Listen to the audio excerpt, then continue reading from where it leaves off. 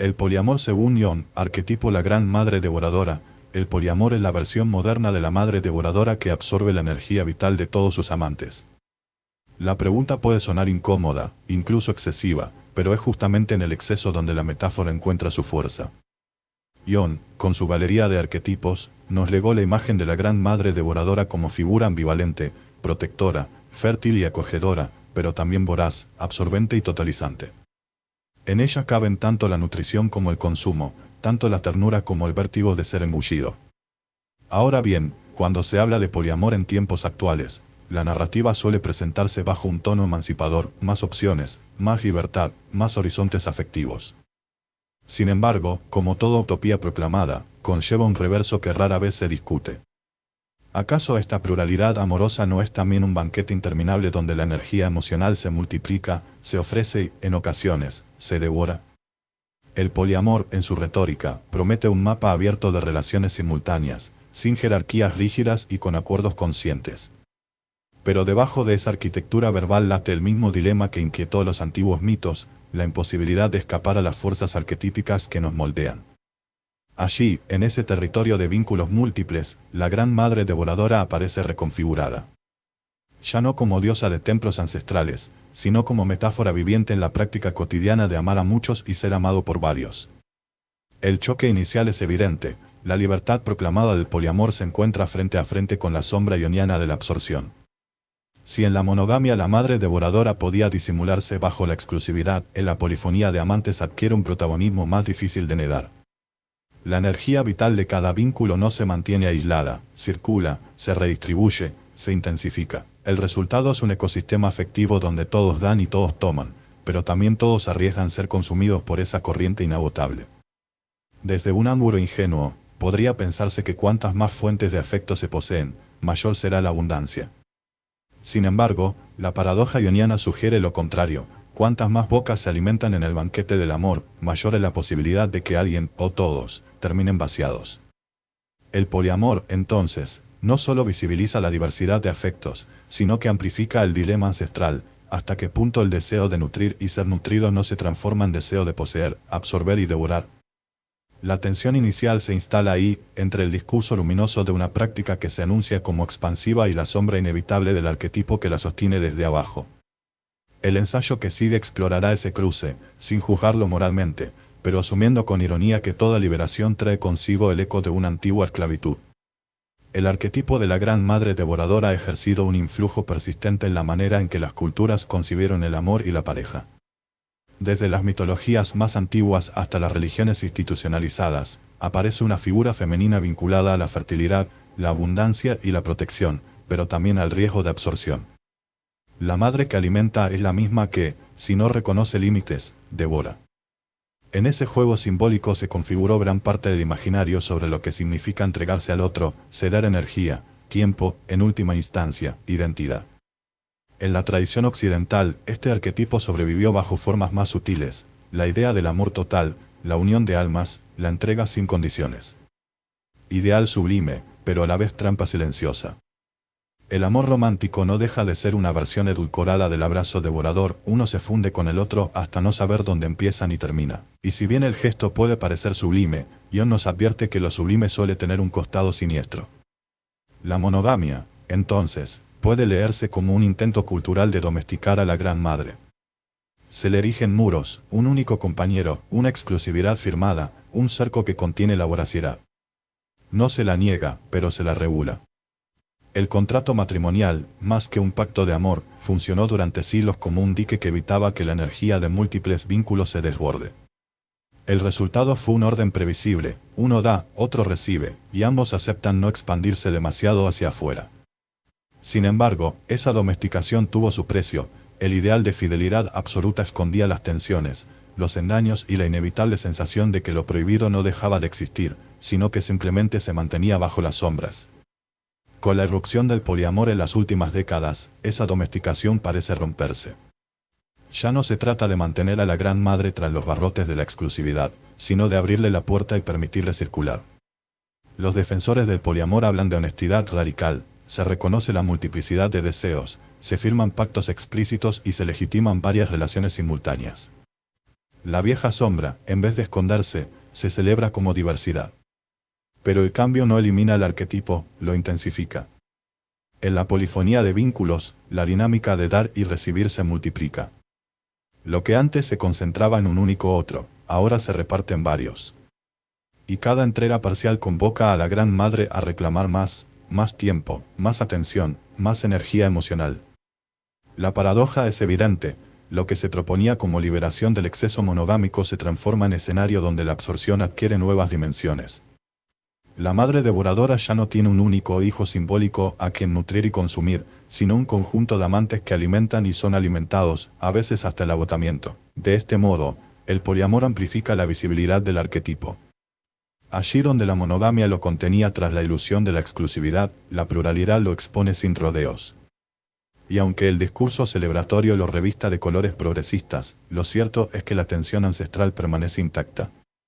La pregunta no es si el poliamor cancela a la Gran Madre, sino si acaso no la convierte en protagonista indiscutida.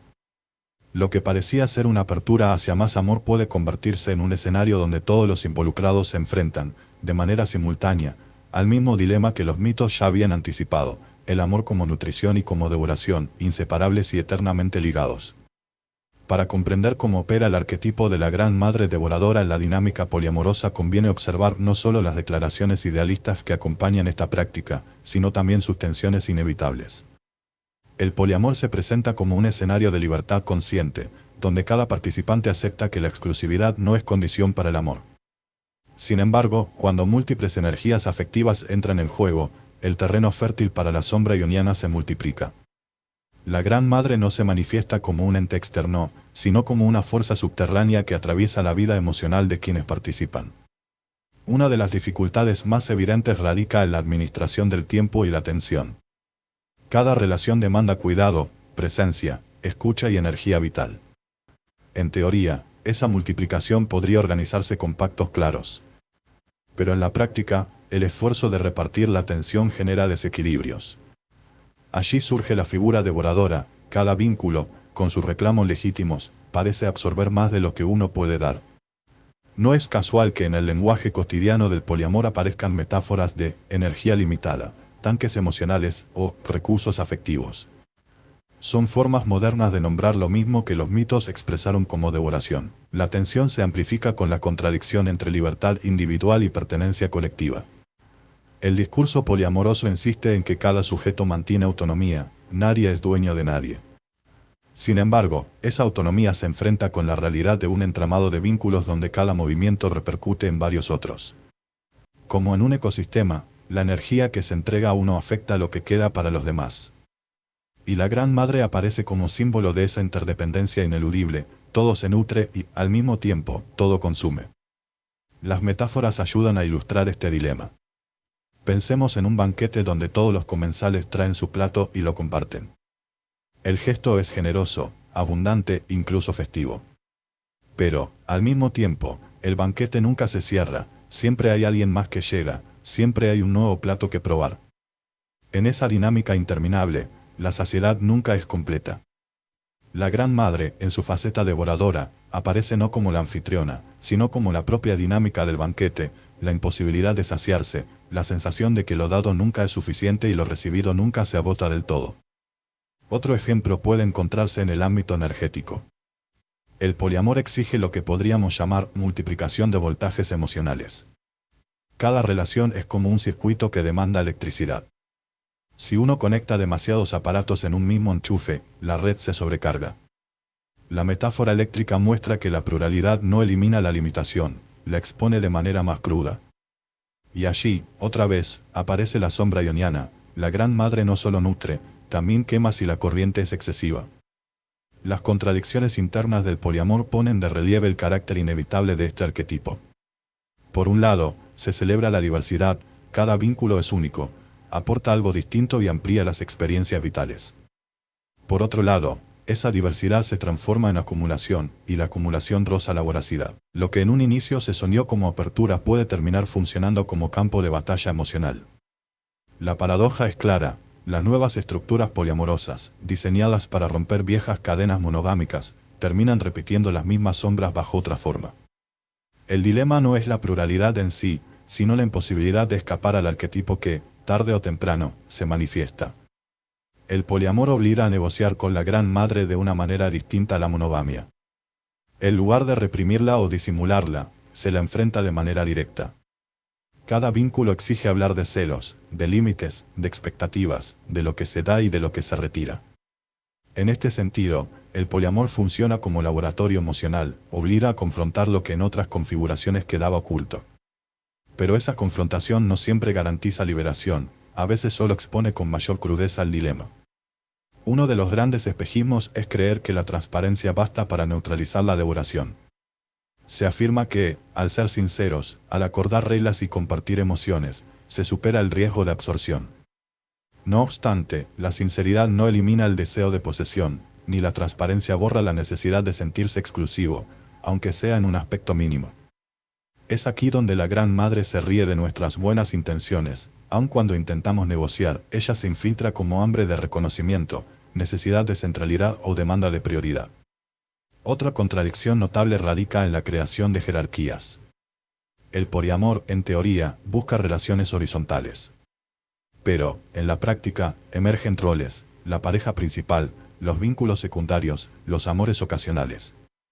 Cada jerarquía es un recordatorio de que la Gran Madre exige orden para poder devorar con eficacia.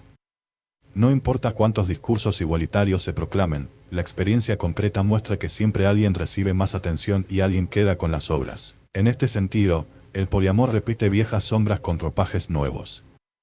Donde la monogamia ofrecía exclusividad como ilusión de seguridad, el poliamor ofrece pluralidad como ilusión de abundancia. En ambos casos, el dilema ioniano permanece, la energía vital circula bajo el signo de la absorción. Se puede adornar con acuerdos, pactos o protocolos de comunicación, pero la sombra se filtra en cada resquicio. Lo fascinante es que esta dinámica no convierte al poliamor en un fracaso, sino en una expresión más clara de lo humano. En vez de negar el arquetipo, lo visibiliza con mayor crudeza. Y en esa crudeza, paradójicamente, puede hallarse un tipo distinto de sabiduría, aceptar que la devoración es parte del amor, que nutrir y ser nutrido siempre conlleva el riesgo de perderse en el otro. El dilema, entonces, no se resuelve eliminando el arquetipo, sino reconociéndolo. El poliamor, con todas sus contradicciones, expone una verdad que las formas tradicionales ocultaban, que el amor nunca es puro intercambio equilibrado, sino flujo constante de energías donde siempre alguien da más, alguien recibe más y todos, en algún punto, se sienten un poco devorados. En esa aceptación irónica quizá resida la madurez emocional, no pretender abolir a la Gran Madre, sino aprender a danzar con ella sin olvidar que, tarde o temprano, su hambre siempre regresa. Llevar el dilema al extremo es preguntarse qué sucede cuando el arquetipo de la Gran Madre devoradora domina por completo las dinámicas poliamorosas. Si en el inicio se la percibía como sombra latente, ahora se manifiesta como fuerza rectora. Cada vínculo ya no es solo espacio de nutrición mutua, sino un canal de absorción recíproca donde todos compiten por la energía del otro. En ese escenario, el poliamor se convierte en un campo de fuerzas centrífugas y centrípetas. Por un lado, abre posibilidades infinitas, por otro, concentra el poder en la figura arquetípica que exige más de lo que cualquier individuo puede dar. El riesgo es que la pluralidad termine por diluir la identidad de cada participante. Si todo se reparte y todo se consume, ¿qué queda de uno mismo? Ion advertía que los arquetipos, cuando se desbocan, arrasan con la conciencia individual. La Gran Madre, llevada al extremo, no solo devora a sus amantes, devora al sujeto mismo, lo convierte en parte indistinguible del banquete colectivo. Y aquí el poliamor, que se soñaba emancipador, corre el riesgo de convertirse en su propio espejo opresivo. No se trata de una condena inevitable, pero sí de un dilema estructural. Cuando todos los vínculos exigen atención simultánea, el ideal de libertad puede transformarse en saturación. Lo que era multiplicidad se convierte en exceso, y el exceso revela su rostro devorador. De este modo, el poliamor aparece como una alternativa que, en su afán de romper con el pasado monogámico, revive de manera amplificada las viejas tensiones que pretendía superar. La pregunta central se afila: ¿es el poliamor realmente una alternativa nueva o solo un campo de batalla viejo con armas renovadas? La utopía poliamorosa habla de abundancia emocional, de redes afectivas que se sostienen en la cooperación y la transparencia. Pero la irrupción del arquetipo cuestiona esa narrativa. La abundancia puede convertirse en saturación, la cooperación en competencia, la transparencia en vigilancia mutua. En su versión ideal, el poliamor podría ser una sinfonía armónica, donde cada instrumento aporta su voz y el resultado es un tejido plural y bello. Sin embargo, la sombra arquetípica recuerda que toda sinfonía puede transformarse en estridencia si los instrumentos no se coordinan. La Gran Madre, en este sentido, no es enemiga externa, es la disonancia inevitable que surge cuando el deseo humano de amar mucho choca con la imposibilidad práctica de sostenerlo todo. La ironía final de esta escalada es que el poliamor, en su búsqueda de libertad, se expone más que ninguna otra práctica a la tiranía del arquetipo. Lo que en la monogamia podía disimularse bajo la exclusividad, aquí se exhibe con crudeza, la absorción es evidente, la voracidad es pública y el dilema es compartido. En vez de ser refugio contra la sombra, el poliamor se transforma en su escenario predilecto. El resultado es un contraste brutal, mientras la utopía sueña con la expansión ilimitada, la realidad recuerda que todo amor, plural o exclusivo, está atravesado por la Gran Madre Devoradora. El punto de giro conceptual es reconocer que el arquetipo de la Gran Madre Devoradora no es un obstáculo externo al poliamor, sino parte constitutiva de su propia estructura. No aparece como enemigo a derrotar, sino como ingrediente inevitable de la experiencia misma. Pensar que el poliamor puede librarse de esa sombra es equivalente a imaginar un banquete sin apetito, carecería de sentido. La fuerza devoradora no se superpone desde afuera, sino que brota del corazón de la práctica. En este sentido, la comparación con la monogamia resulta esclarecedora. Allí, el arquetipo se disimulaba bajo la retórica de la exclusividad, la unión de dos almas era celebrada como entrega total. La voracidad quedaba oculta bajo el ropaje romántico. En cambio, el poliamor desnuda esa misma dinámica y la multiplica. Donde antes había un único canal de absorción, ahora existen varios, entrecruzados, simultáneos. La paradoja es contundente, el modelo diseñado para escapar a la trampa monogámica termina exponiendo con mayor claridad la lógica arquetípica. Las metáforas ayudan a visualizar este giro. Pensemos en un río que se divide en múltiples afluentes. La esperanza es que el agua alcance para todos, que cada cauce fluya sin problemas. Pero el caudal sigue siendo uno, se reparte, se fragmenta, y al mismo tiempo se vuelve más visible la fuerza que arrastra. El río no desaparece, simplemente se multiplica en trayectorias. Así funciona la Gran Madre en el poliamor, no desaparece, se vuelve más evidente, más insistente, más inevitable. El clímax lógico de esta reflexión es admitir que el poliamor no revela un problema nuevo, sino la misma verdad ancestral con un disfraz contemporáneo. Lo que se pensaba como liberación resulta ser, en cambio, una vitrina donde la antigua dinámica devoradora se muestra sin pudor, invitando a mirarla de frente. Esta exposición no implica condena, sino comprensión. Reconocer que el poliamor hace más visible al arquetipo no significa que deba abandonarse, sino que se debe aceptar la paradoja de su constitución. La práctica poliamorosa se convierte en un espejo privilegiado, allí se ven, con nitidez, tanto las promesas de abundancia como las sombras de la devoración. Y en ese espejo, la humanidad se contempla a sí misma en una versión más honesta de su condición amorosa. Ejemplos universales pueden ilustrar este punto. En la naturaleza, todo proceso vital conlleva tanto nutrición como consumo. Los bosques florecen porque cada organismo da y toma, y el equilibrio nunca es estático, siempre exige pérdidas y transformaciones. Del mismo modo, en la vida social, las comunidades prosperan porque se comparte, pero también porque se gasta y se agota. El poliamor, como ecosistema emocional, funciona con esa misma lógica, la energía circula, nutre, pero también desgasta. Otra metáfora útil es la del fuego. Una llama se expande cuando se le ofrece más combustible. Cada relación es un tronco añadido al hogar común.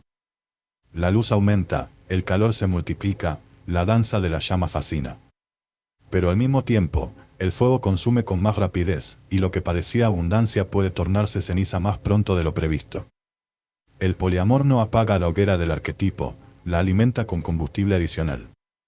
El clímax, por lo tanto, no es un grito de alarma, sino una constatación. El poliamor revela con mayor intensidad lo que siempre estuvo presente en el amor humano. Lo que parecía novedad se muestra como repetición de lo ancestral, y lo que parecía expansión sin límites confirma que toda apertura viene acompañada por la sombra insaciable de la Gran Madre Devoradora.